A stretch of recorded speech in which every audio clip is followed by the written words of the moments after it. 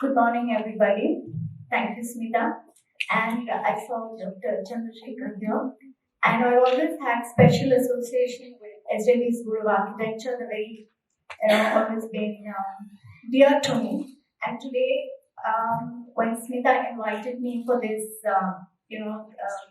topic, women in practice and in academics or education, I think the topic is very appealing and this, take this opportunity to be there and present this, present in this event. So before I start the presentation, unlike Catherine, I'm going to present more about my practice. Somewhere along the line, I think it will sort of reflect in how each of us, both of us have balanced out the practice that we have and our contributions to academia. So a little bit of our introduction about ourselves, our academic background before I start the presentation.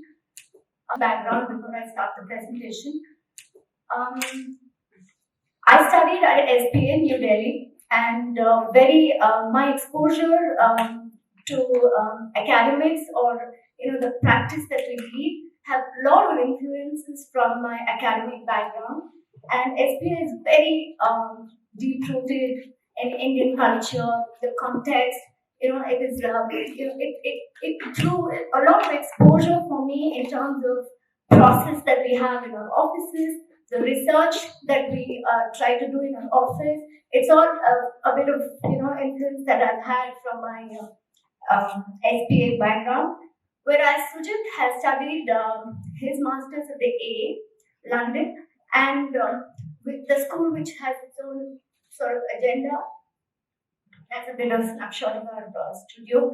And so A with its own agenda of architecture. They looked at architecture in pure sense, the craft itself, and very idea driven, very technology driven, and questioning the obvious itself. So for us, it's important for me to have mentioned this because it sort of set a premise for us to start our practice. And we brought in our own flavors, I think, in my own way or his own way before we started our practice. So that's a bit of, I think, the SPA sort of exposure to Indian context and the multi-level complexities that we live in, and how do we sort of build or have our own uniqueness. All that sort of for me was very important and very relevant. That is a bit of Sujith's academic background. So when we were asked to present here, we sort of structured a presentation in sync with today's panel in such a way that for us, we believe that practice is in some sense an extension of the academia itself. And once you're in a position that in your practice, I think it's always better to give back to the academy. So it's like a continuous engagement in terms of what ideas you have, the collaborations that your encounters with exposures and experiences. It's like it's not like say you become an architect and therefore it's a never-ending sort of engagement that you are on a daily basis. So we named. We want to call this as a continuous engagement. It's almost like a loop. It's almost like a circle, right? So it's. So what we've done is I want to take you all quickly through 10 years where we started our SDG firm in 2007. We're almost 11 years. And what I want to do today is quickly take you all through a journey. We segmented our journey in 4 important sections, which we think we've named it as moments of difference. Instead of going through each and every project, every phase, like say a couple of years or 4-5 years, we've had some key moments or key influences which made difference in our lives, not only in practice, the way we want to take our journey forward.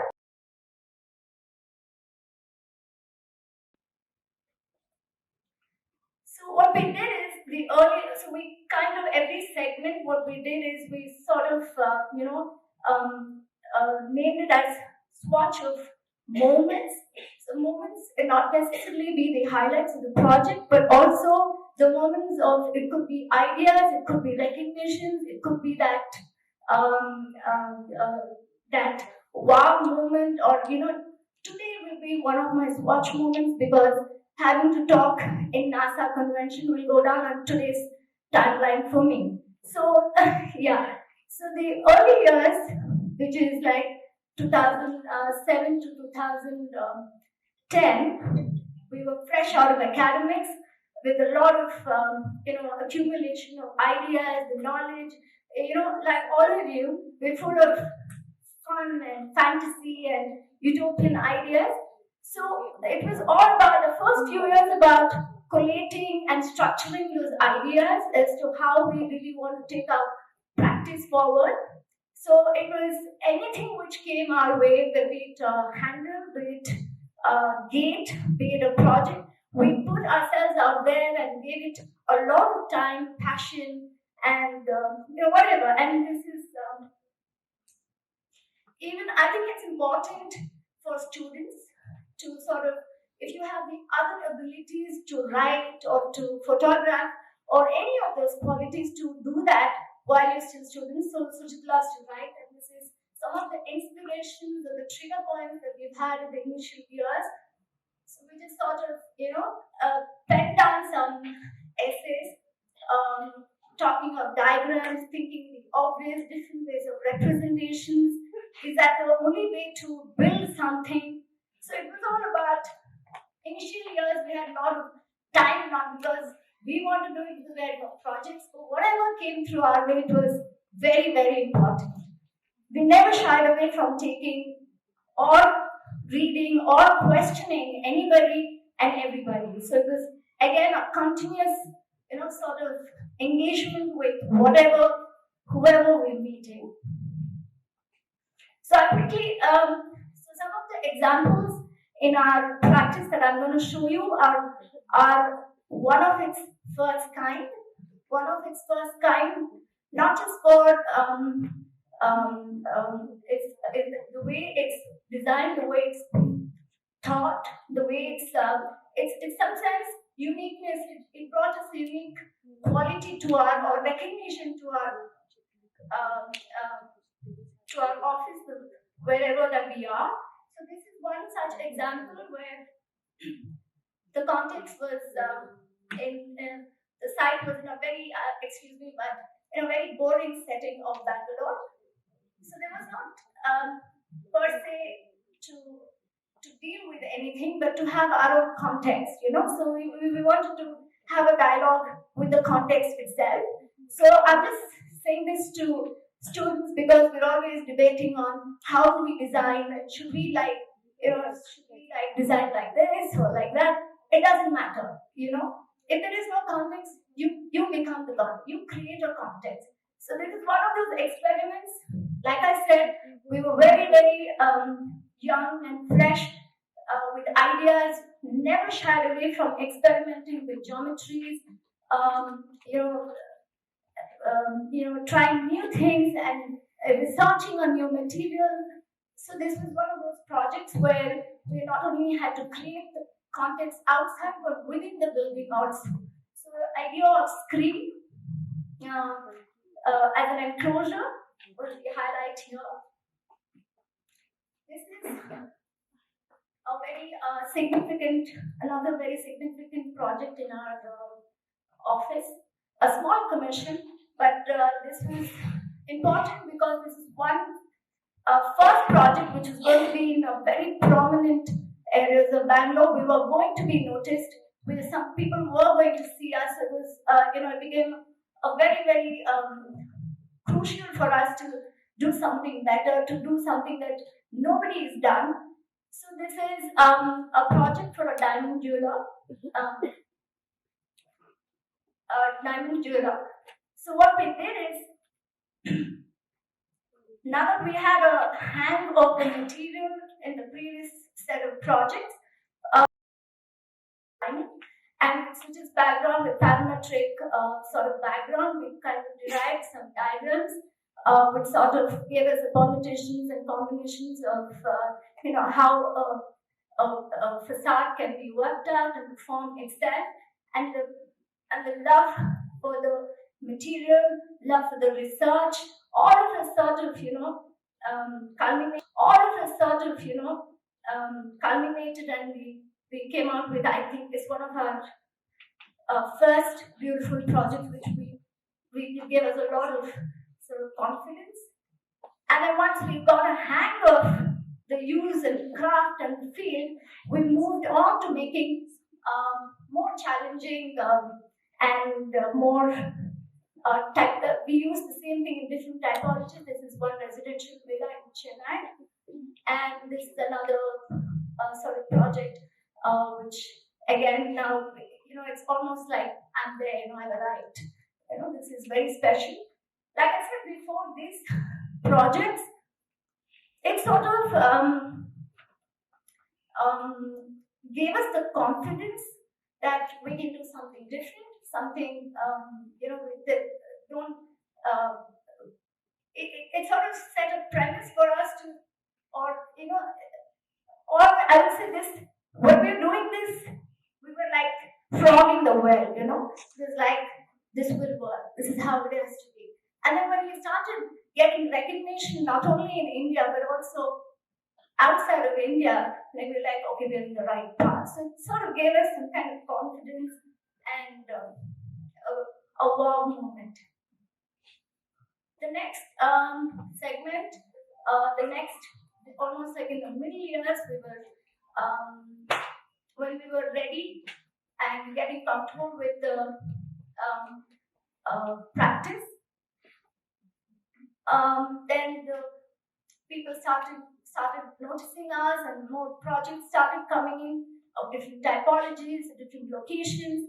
So what we realized is that not only we were doing something special, I think, I just want to say that to myself, not only doing something special in our Indian sort of challenging setting, but we were able to adapt to many sort of situations, locations, demanding clients. That we started realizing that we are adapting ourselves to any given challenges.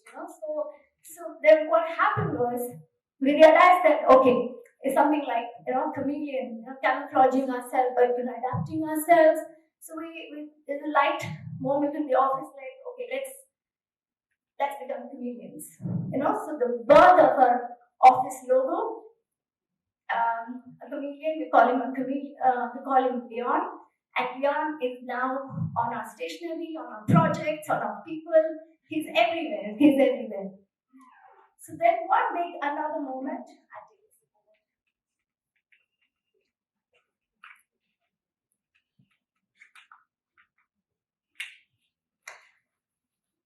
This was a big moment for us. Just when we thought we were getting better at things in Bangalore and in India, we were invited to showcase our project in Venice Biennale in 2013. And at that point, even we were as shocked, as overwhelmed, as whatever the mixed bag of feelings as to why we at such early on. Why were we called or invited to showcase our work at Venice Biennale? It was a huge moment. But like I said, we never shied away from anything. We took that as an opportunity to put ourselves out there. It was just to see opportunity to travel, to see what's happening outside, to maybe meet, collaborate, all of that. And Biennale is very, it's structured in a very strong academic sort of an exhibition. So we also structured our presentation in such a way that we showcased some of our 13 key projects. It gave us an opportunity to document our work, whatever we've done, and in all kinds of formats, in terms of essays, in terms of photographing, in terms of diagramming, in terms of, and a little bit, we tried something new. This is like a video installation that we did, almost like mocking ourselves, like emphasizing on the process that every project that we did, every project for us was very unique. So we sort of took that as opportunity to do that in Venice Biennale.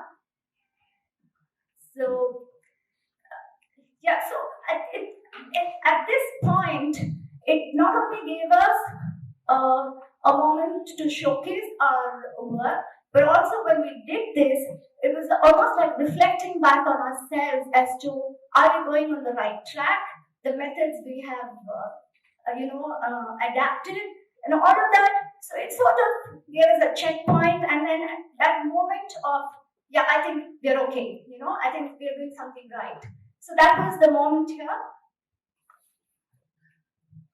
The next, somewhere in similar years, when we were getting comfortable with large-scale architectural projects, we had another big opportunity to work on smart cities, the current favorite topic, smart cities. For us, this is, when we thought working with one client was challenging, it was now a challenge, became a bigger spectrum. It was something to do with bureaucracy. We had to deal with politics. We had to deal with socioeconomics. We had to deal with all kinds of multi-layered, complex that the city is dealing with.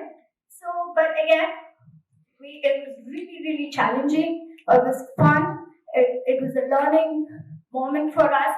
So we had to draw up bigger master plans, which we only sort of dreamt about when we were studying, but this was real. We were drawing some acres of land master plan and coming out with smart solutions and smart to define smartness to every person in the city. We had to take on, for a IT person, smart is different. For my mother, it's different. For architects, it's different. So to sort of define what is smart was something that we really enjoyed. It's the same snapshot of this thing. And now we reached a stage where I think it's important, if there's any way that we can contribute to our city, we take that as an opportunity to work within our own neighborhood levels. We do our pro bono, and if time permits, we go and sit with all the whoever wants to do something good. This is one of those projects which in our own neighborhood, and to give back some kind of public space to neighborhood levels, redundant, unutilized spaces. This is one of those projects usually under infrastructure between the neighborhoods, and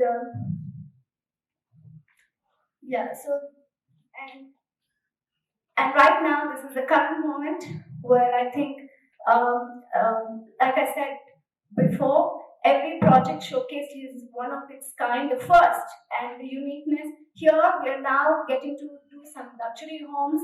This is just finished, and we are very happy the way it's turned out. So I just want to make it quick. I don't want to talk about gender. I don't think I'll emphasize so much on gender, but here I think, like I said before, for us, the journey has been a very, it's a continuous sort of engagement. And I think we are in a position today, Sujith and me, fortunately, whenever we have time, it's a conscious decision that we have taken that one of us are in touch with academics in terms of teaching, in terms of conducting workshops, or even collaborating with other offices, or even Sujith's friends from London and US. We bring them over and we have some kind of healthy discussions. It's not here to say that I teach and you listen. It's sort of a selfish I've had some amazing students for the last 3 years from this school. It's mind blowing the ideas that they come up with, and it keeps us on our toes. Like, okay, well, I have to go back and Google what he just said or she just said, and it just sort of we're learning with each other and growing with each other. So for us, that's very very important, and I think that environment we sort of try to bring that into the office also in terms of engaging them, the interns or the young people who come in whenever time permits. We so that's like our involvement in the academics. Sometimes my office becomes a studio. It goes on for like hours late into the night, and we don't know if it's some people, neighbors are all wondering if it's a college or if it's an office or but it's fun. It's always fun, and we're very passionate in some sense like that. And we take part in exhibitions, and exhibitions we try and be innovative, as innovative, and not in a regular sense. The inspirations that we've got from the exposures that we've got from the outside, we sort of pixelated our number of works and made it like a collage. We took part in Paris Pavilion a competition, and this we not only took part, we won the club competition, and it's almost done. And this is like an urban insert that we had to do with the shipment, again put up by some of our student interns in my office, and they had so much fun, and it was exposure at all levels, at city levels, at dealing with the material. So coming to the end of my presentation, I would like to I don't know, not many students here, but whoever are here, thank you for making the time. What I like to say is the qualities that you inculcate as a student, be it hardworking, be it passionate, be it collaborations, being able to take healthy criticism, all of those qualities as a student. I think it's important to have a work or to be informed about whatever is happening around you.